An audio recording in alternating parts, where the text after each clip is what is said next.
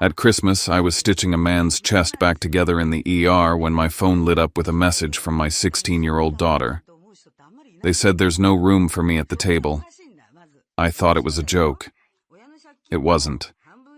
While I was saving a stranger's life, my parents and sister turned her away from our family dinner, sent her driving 40 miles home alone through a snowstorm.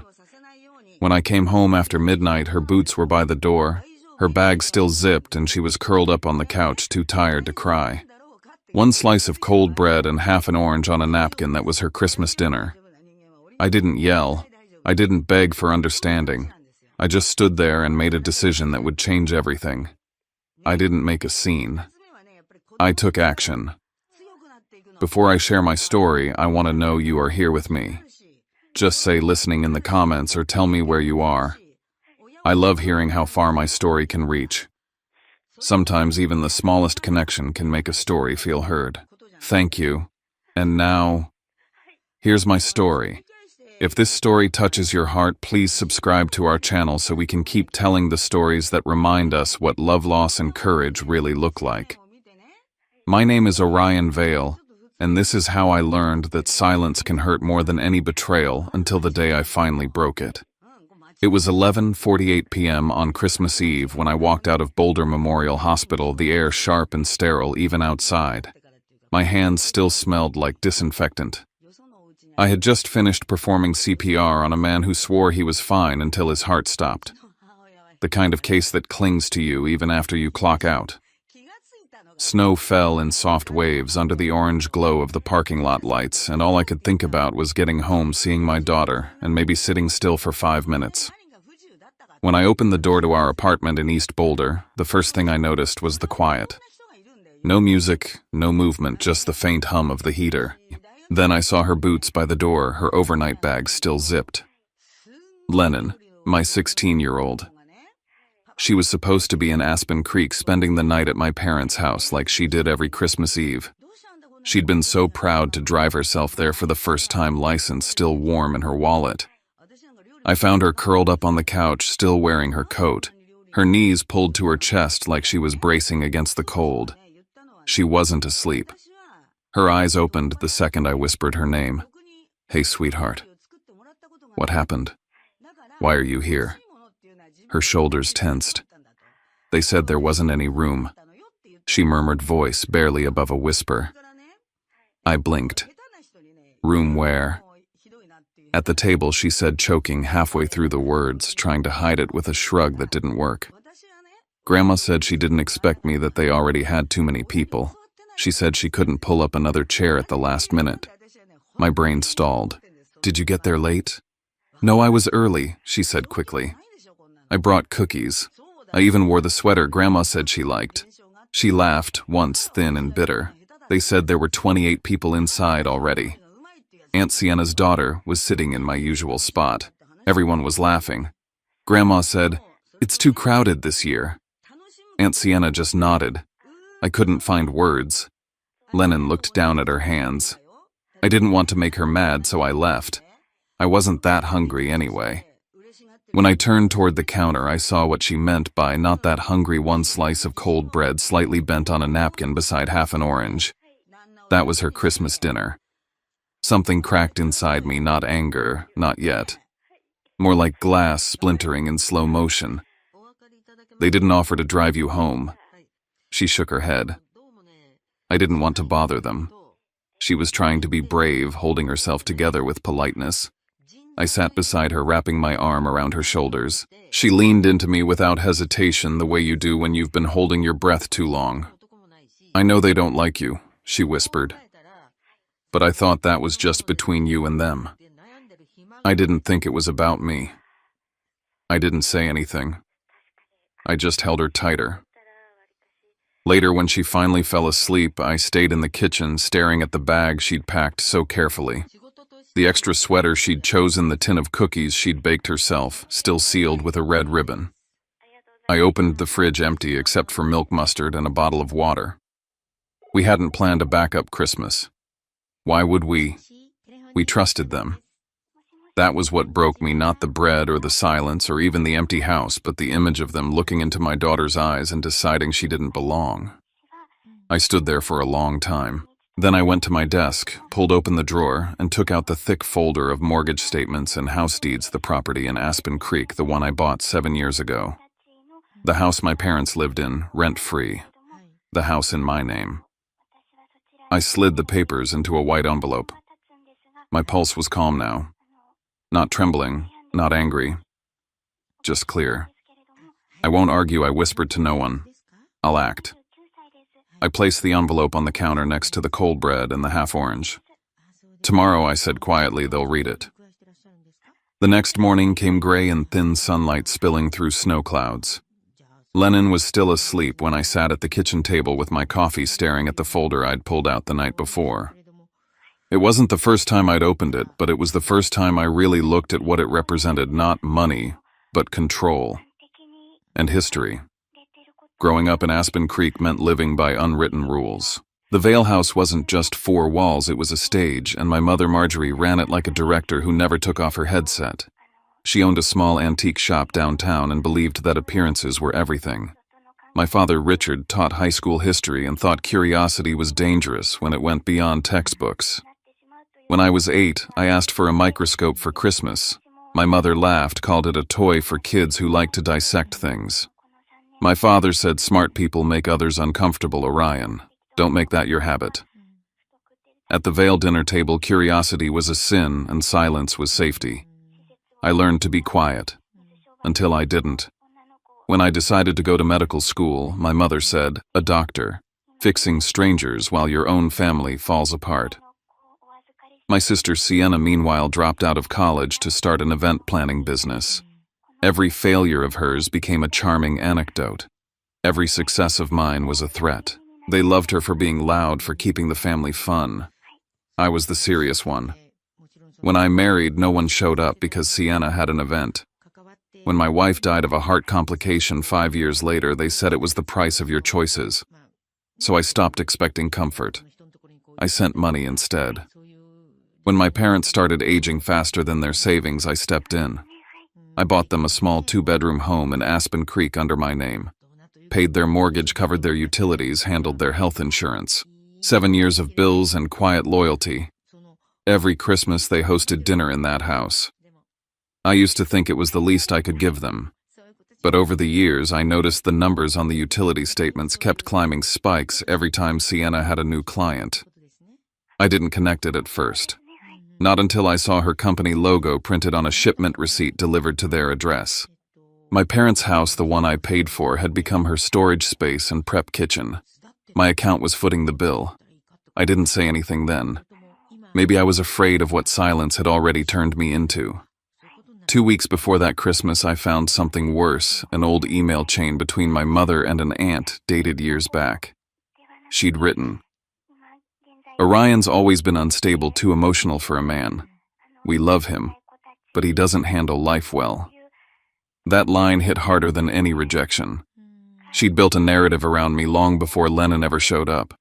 The night they sent my daughter home hungry, it wasn't a mistake. It was tradition. I looked around the quiet kitchen, the same place Lennon had cried hours before, and it felt like standing in a museum of my own endurance. I opened my laptop and began scrolling through years of transactions, documenting every payment, every expense tied to that house. A timeline of loyalty mistaken for weakness. I attached the old emails to the folder. Evidence, not memories. Outside, snow kept falling in soft gray sheets. I thought of Lennon, of how she'd looked at me last night, hurt, but still kind, still polite. She didn't inherit their cruelty. She got my quiet. For once, I decided that silence would serve me, not as surrender, but as strategy. I closed the laptop, slid the files back into the envelope, and whispered, no arguments, no explanations. Tomorrow is step 1. 3 weeks before Christmas, I was standing in my backyard, breath ghosting in the cold, when my phone buzzed. Sienna's name flashed across the screen. I already knew what the call would be, about the same soft tone she used whenever she needed something. Hey, big brother. She started stretching the words like taffy. You know that STEM camp Nova got into? It's this incredible opportunity, $1, $200, but totally worth it. I figured you of all people would understand. You value education. Her voice was sweet, rehearsed. She said education like it was a key meant to unlock my wallet. I'm glad she got in, I said, but I can't help with that. I'm already covering the house, the utilities, and mom and dad's insurance.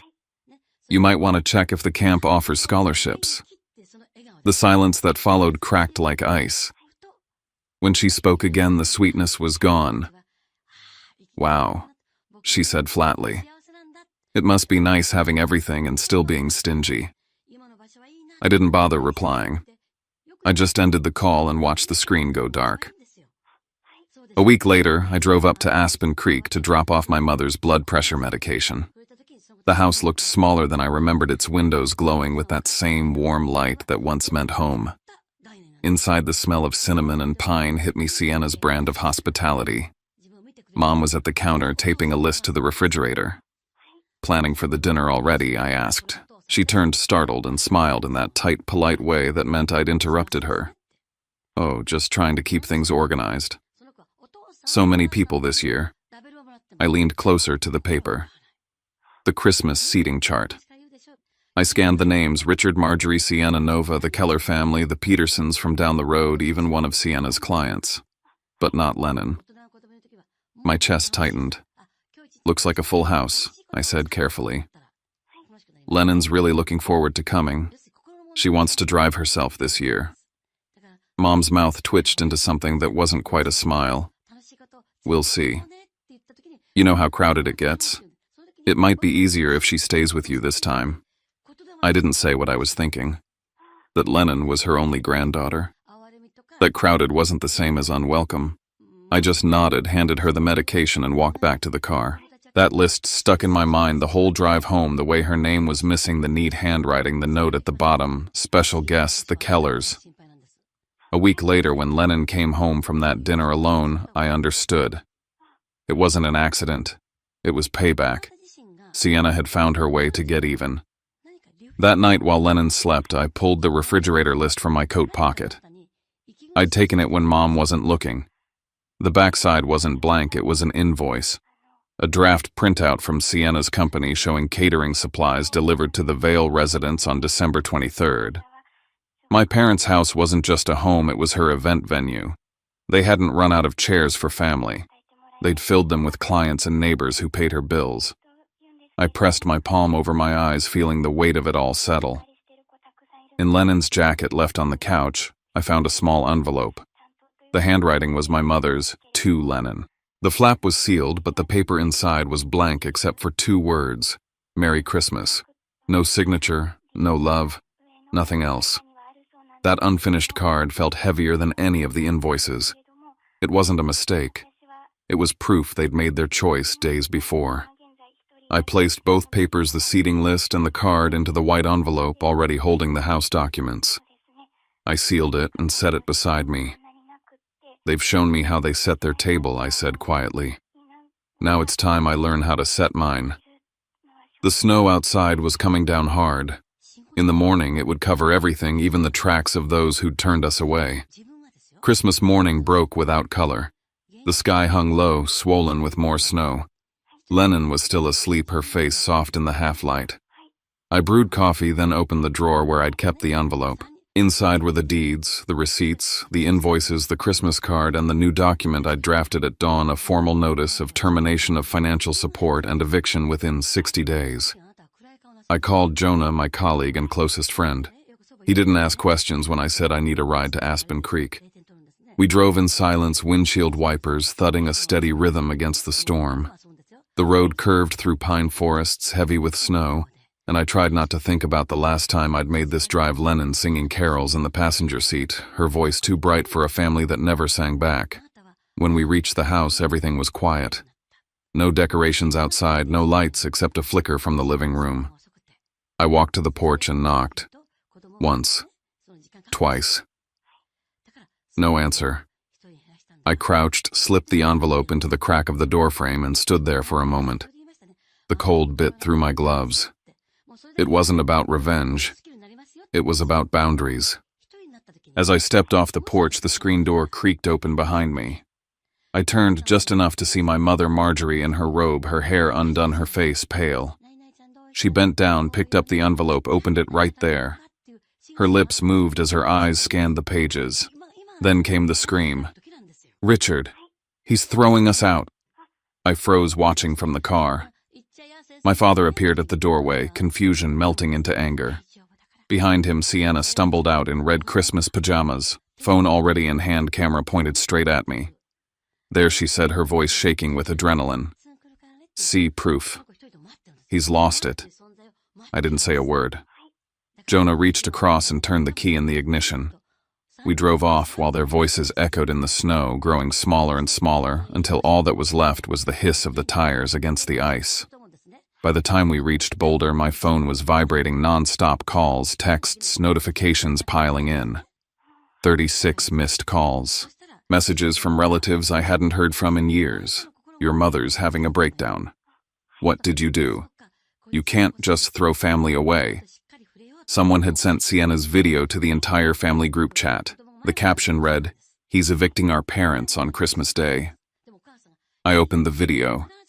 It showed my mother crying, holding the papers, Sienna narrating like a reporter. And in the background, blurred by snow, my face turned toward the car, unreadable. Scrolling through the comments, I saw one line that stopped me cold. "He's forgotten where he came from." I set the phone down. For a long time, I just sat there listening to the soft tick of the heater and the hum of the fridge. Lennon was still asleep in her room. The world, at least in our small apartment, was quiet again. Then another notification lit the screen, a tag on social media. Sienna had posted the video publicly. The caption now included my address. It wasn't about the house anymore. It was about humiliation. I walked to the window, looking out at the snow falling on the empty street. Every light in every window reminded me of a table somewhere full of warmth, full of people who believed they were right. Not one of them had asked about Lennon. Not one had said her name. They cared about reputation, not kindness. About being right, not decent. I went back to the kitchen, poured a cup of tea, and sat in the same chair I'd occupied the night before. I opened the video again and paused it on my mother's face, the split second before she started shouting, the disbelief in her eyes turning into fury. "If they want me to be the villain," I said quietly, "then I'll show them what truth looks like when it's signed and sealed." I muted the phone, leaned back in the chair, and let the silence settle. The snow kept falling soft and steady, covering everything, including whatever love might have once lived in that house. 3 days after Christmas, I heard the doorbell just after sunrise. The world outside was drowned in fog, pale and soundless. When I opened the door, my mother stood there wrapped in a pink fur coat, her breath turning to mist. In her hand was the crumpled envelope I'd left on her doorstep. "Can I come in?" she asked, though she was already stepping over the threshold. She dropped the envelope on the table like a weapon and said, "After everything we've done for you, this is how you thank us." I stayed quiet for a second, steadying my voice. "You mean the house I bought, the bills I paid, or the part where you let your granddaughter eat cold bread alone on Christmas Eve?"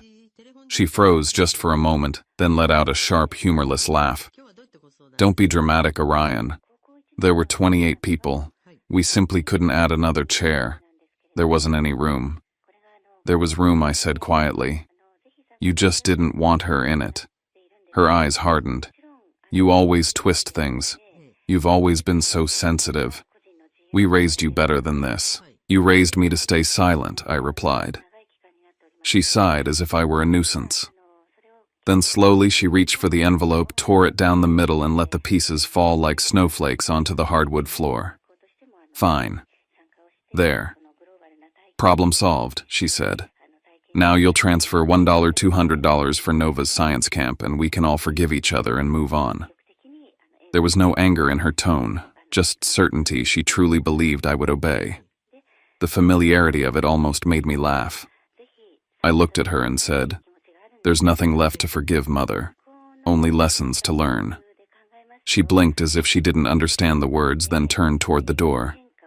Before leaving, she glanced back over her shoulder and said coldly, "You'll regret this." "Sienna's already talking to a lawyer." I didn't answer. I just stood there watching her pink coat disappear into the fog. A few hours later, my phone buzzed. It was a message from Sienna. Don't forget the house carries the family name. Everything you do will come back to you. I didn't respond. By noon, I received an email alert. A new utility account had been opened under my name, one I hadn't authorized. Attached was a signature that looked almost like mine, but not quite. I recognized the formatting. It was from one of Sienna's event contracts. She'd copied my digital signature, using it to fake consent for additional loans connected to the Aspen Creek property. When I showed it to Jonah, he exhaled heavily. They're setting you up, he said. You need help. That's not personal. He scribbled a number on a scrap of paper and handed it to me. Elaine Rhodes. Attorney. She doesn't play around. That night I sat in the on-call room at the hospital watching the monitors flash in quiet rhythm. Across the room, a patient was waking from anesthesia, heart rate steady. I envied that machine, its clarity lines that rose and fell with no confusion. I thought of my mother standing in her coat tearing paper like it could undo reality. And I heard Jonah's voice again. You need someone who knows how to fight back. I looked down at my hands, the same ones that stitched people back together every night, and murmured, if kindness gets trampled, then law will have to speak for it. The next morning I called the number. Elaine Rhodes' office sat on the 3rd floor of a red brick building in downtown Boulder. When I arrived, she was already standing by the window, a sharp woman in her 40s with silver hair pulled tight and eyes that looked like they'd seen every form of manipulation. Mr. Vale, she said, shaking my hand. Jonah told me you'd come. Let's see what you've got. I handed her the folder, house deed, bank statements, the Christmas seating chart, the old email where my mother called me unstable, and finally Sienna's video of my mother screaming in the snow. She read everything page by page, no interruptions. After a long silence, she said, you have more than enough. If they keep harassing you, we'll not only proceed with the eviction but also consider a defamation case. You've been enabling them for years. It's time to stop bleeding.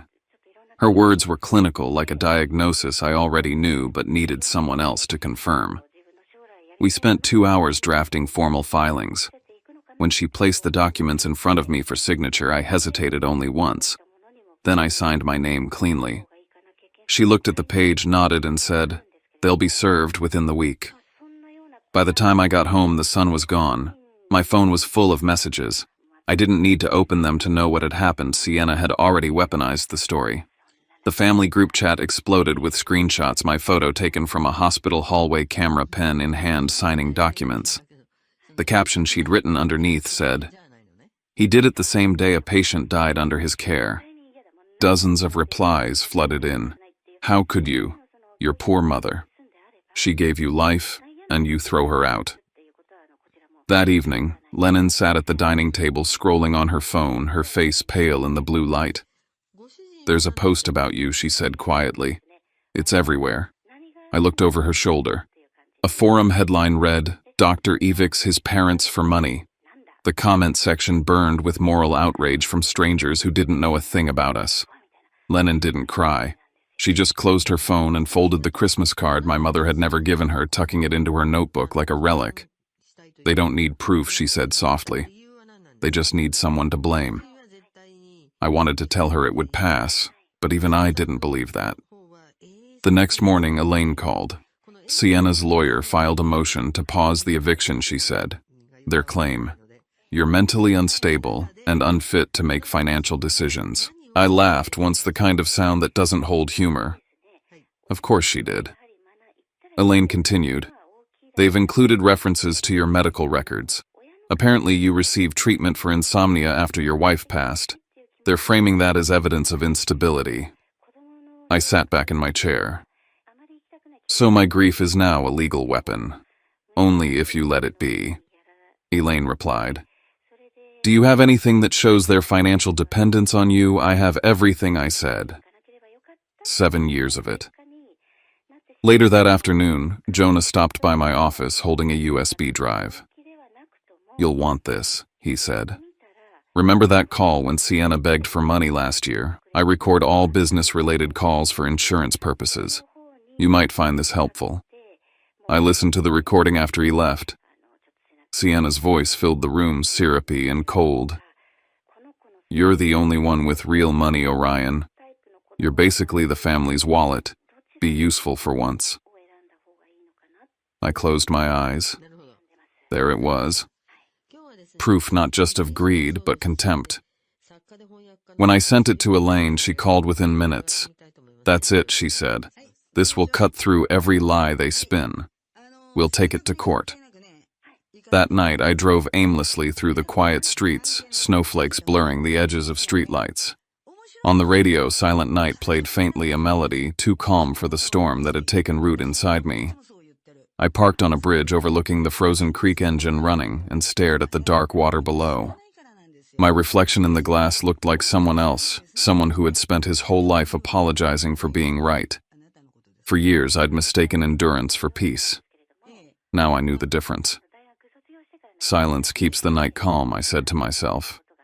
But silence too long becomes its own kind of sin. When I got home, Lennon was asleep on the couch, a blanket pulled to her chin. I turned off the light, sat beside her for a while, and let the house settle around us. The storm outside was easing, but the war inside our family had only begun. The courthouse in Larimer County was smaller than I imagined. Pale light glass doors streaked with frost, a quiet hum of heaters fighting against the snow. The hearing began at 9 sharp. I sat at the plaintiff's table beside Elaine, my lawyer, while my mother, father, and Sienna took their seats across the aisle. Sienna's young attorney looked nervous, clutching a tablet and avoiding eye contact. The judge entered, gray-haired and calm, and the bailiff called for order. This is the case of Vale versus Vale, the clerk read. Eviction and counterclaim regarding financial mismanagement. Sienna's lawyer stood first, voice trembling slightly. Your Honor, my clients wish to state that Mr. Vale has demonstrated erratic behavior, emotional instability, and abuse of financial control. This action is not about money, it's about protecting aging parents from a son who has lost his way. My mother nodded vigorously, eyes glistening with well-rehearsed sorrow. Elaine rose slowly. Her voice when she spoke cut through the air like a clean blade. Let's talk about protection then. My client has paid every bill, mortgage, and insurance premium tied to that house for 7 years. He is the sole legal owner. His parents live there at his expense. And yet when he and his minor daughter were excluded from the family's Christmas gathering, where 28 others, including neighbors and business clients, were in attendance, he made a lawful decision to end the arrangement. The judge raised an eyebrow. You have proof of payment. Elaine placed a thick folder on the bench. Mortgage receipts, bank transfers, utility bills, and medical coverage statements. All under his name. Sienna's lawyer objected. Irrelevant to the judge, lifted a hand. Overruled. Continue. Then Elaine pressed a button on her laptop. The courtroom speakers filled with Sienna's recorded voice. You're the only one with real money, Orion. You're basically the family's wallet. Be useful for once. Silence swept through the room.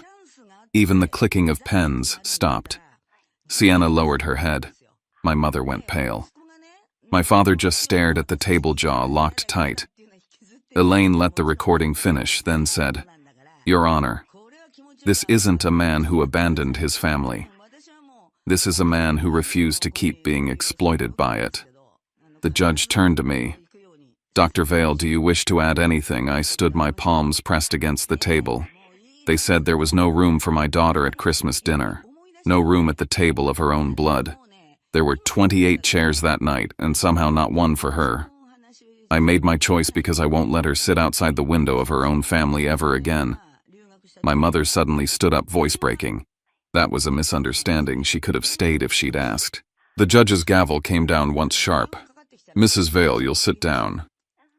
Elaine handed the judge one last paper, the seating chart with my mother's handwriting, every guest listed but not Lennon. On the back, the invoice for Sienna's event dated the night before Christmas. The judge examined it quietly, then looked over his glasses. The court finds the eviction order valid. The property title is in the name of Mr. Orion Vale. The opposition provides no legal standing. A murmur filled the room. My mother's hand gripped the edge of the table. Sienna avoided my gaze. When the session ended, I gathered my papers. As we stepped into the hall, my mother brushed past, whispering, "You'll regret this." Maybe I said. But today the truth had its seat at the table. Outside, snow drifted across the courthouse steps. Lennon waited near the door, coat-zipped eyes searching mine. "Is it over?" she asked. "For now." I put my hand on her shoulder. "Let's go home." But the quiet didn't last long. By evening, my phone buzzed endlessly. Lennon's classmates had found the courtroom footage. Someone had leaked the clip of my mother shouting. They mocked her voice, then mocked Lennon for sharing my name. Then came an email from my father. "You did the right thing, but don't come back. Your mother won't forgive you." A message request followed from a local reporter. "We'd like to interview you about the case. The story's gaining traction." I turned to Lennon, who was reading the same news on her phone. She looked up calm, but steady. "If they're lying," she said, "then let the world hear the truth." I nodded. Snow tapped softly against the window. "We will," I told her. "We already started." When we stepped outside that night, the sky was white as paper. Lennon looked up at it and whispered, "So what now, Dad?" I smiled faintly. "Now," I said, "we live by what we defended." 2 years passed before the house finally felt like peace again. Boulder's summer air shimmered with warmth, and the cherry trees in our yard bent low under clusters of pink blossoms. Lennon was 18 now, packing for college in Seattle. She'd chosen psychology to understand why people hurt the ones they love, she said with a wry smile. I still worked nights at the ER sometimes, teaching residents on my days off. Life had quieted into something steady. The Aspen Creek house had long been sold. The young couple who bought it sent me a postcard last spring. "We planted cherry trees along the old fence. Thank you for giving us a start." I pinned it on the fridge right beside Lennon's acceptance letter. My parents now rented a small home near Fort Collins, living mostly off retirement savings. We hadn't spoken in nearly a year. Then one afternoon, a letter arrived in my mailbox, the handwriting unmistakable, my father's, shaky but deliberate. "Orion." It began. "We all lost something in this fight, but at least Lennon won. That has to count for something." There was no apology, just an admission wrapped in quiet resignation. Inside the same envelope, a folded newspaper clipping. My mother had added it, no signature, just her perfume faintly lingering on the paper. The headline read, "No room for cruelty at my table." An old interview I'd given months after the trial. She hadn't written to me, but she'd kept the article. That was her way of speaking without surrendering. That evening, the sky blushed gold. Lennon was setting the table on the porch, 2 plates, 2 glasses of lemonade. I stepped out and she said I added a 3rd chair, just in case someone ever wants to join us. Her voice was light, but the meaning landed deep. I looked at the empty chair, then at her. "As long as they know what it means to deserve it," I said. She smiled. "Then it'll always be waiting." My phone rang just then. Sienna's name flashed on the screen. I hesitated, then answered. Her face appeared older somehow, eyes rimmed with exhaustion. "I wanted to say I'm sorry," she said quietly. "I thought standing with Mom was the only way to be loved. I was wrong. I didn't know what to say, so I didn't." She gave a small nod and ended the call before silence could turn awkward. When I turned back, Lennon was watching the horizon, sunlight catching her hair. The cherry blossoms swayed in the warm breeze. My phone rang again. "Elaine." "Congratulations," she said. "The final transfer's complete. You're free and clear, legally and financially. It's done." "Thank you," I said, and meant it. After the call, I joined Lennon at the table. She looked at the 3rd chair again and said softly, "Now the table's finally full, right, Dad?" I looked out across the garden, petals drifting like snow in the amber light.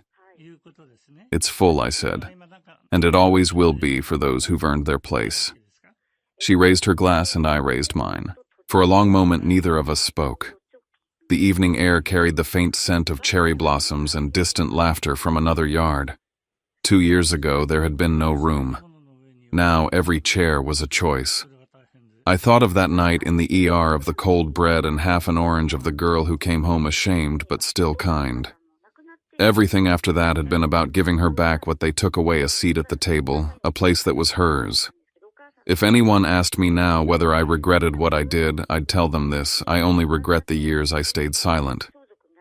Because sometimes the most loving thing you can do for family is draw the line where kindness ends and dignity begins. Sometimes family doesn't break you with loud words, it breaks you with silence, with the empty chair you weren't offered. But healing begins the moment you decide to build your own table, even if it only seats two at first. I've learned that boundaries aren't cruelty. They're proof that your kindness finally learned to stand up. If this story moved something in you, take a second to breathe, to think of who in your life deserves a seat at your table. Tell me where you're listening from tonight, whether it's raining outside your window or quiet where you are. I'd love to know I'm not alone in this. And if stories like this remind you that standing your ground can still come from love, please subscribe to the channel so we can keep sharing them, one truth, one heart at a time.